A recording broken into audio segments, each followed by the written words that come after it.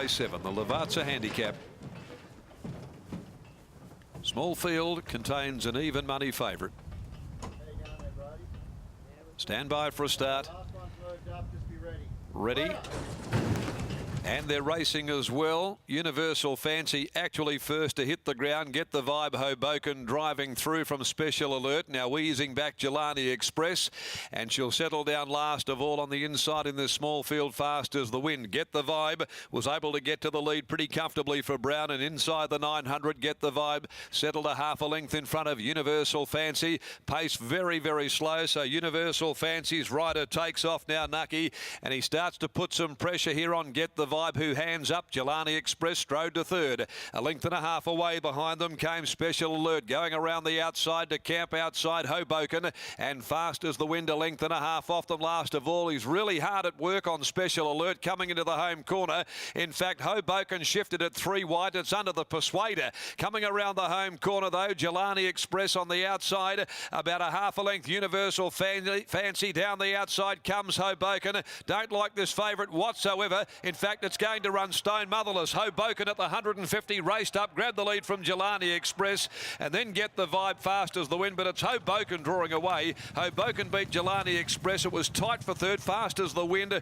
or Get the Vibe a long way back. Universal Fancy, and Special Alert has put in an inglorious performance here first up and failed to beat a solitary runner home. Hoboken's the winner, number 1.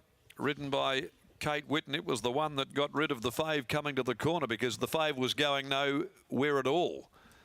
Hoboken getting out and getting into the race here for Kate Whitten, the Neville Parnham trained gelding. A Statue of Liberty beats Jelani Express.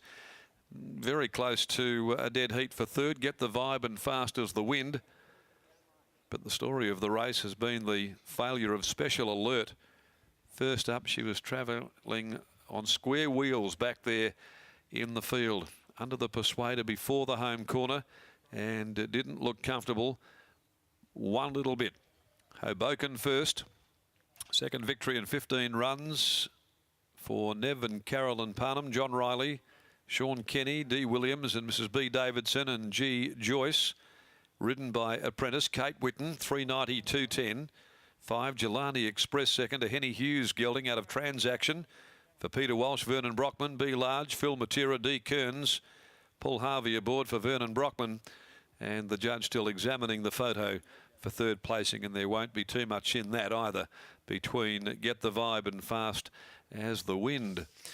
Well, the next of the day, race 8, the Peacock Brothers handicap for the 3-year-olds over 1200. You can rule a line through 7, Jono's Rocket.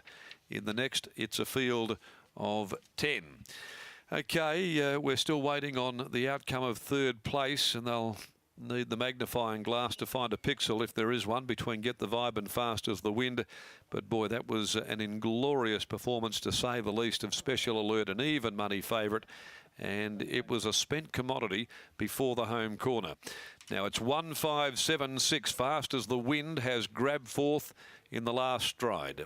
Number 6, Fast as the Wind, officially fourth. Let's go downstairs now. We'll catch up with Gareth and winning trainer Neville Parnham, and certainly coming to the corner, Hoboken was the one travelling back in the field pretty comfortably.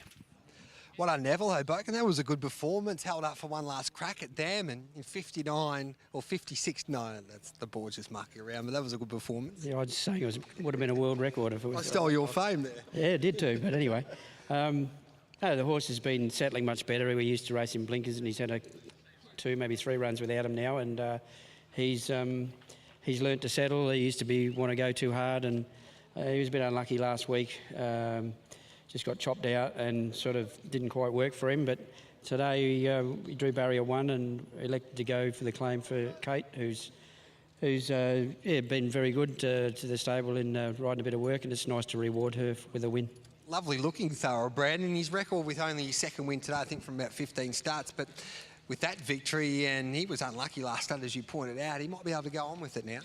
Oh, I think there's more wins in him, the horse. He had a bone chip out of his knee last year, but he showed a good promise early in his career.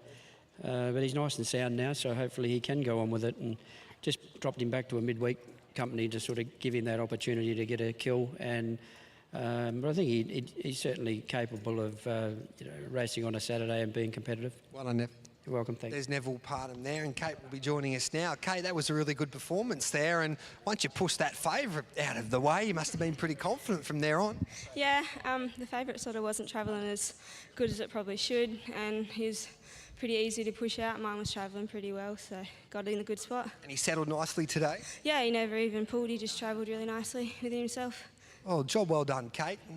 Thank you, really. There we go. Well done, Kate Whitten claims 3 there, doing a wonderful job, and that was a gem of a ride on Hoboken to take out race number 7. 1:11.43 was the time. Here's Chantel Buckley over there at Launceston.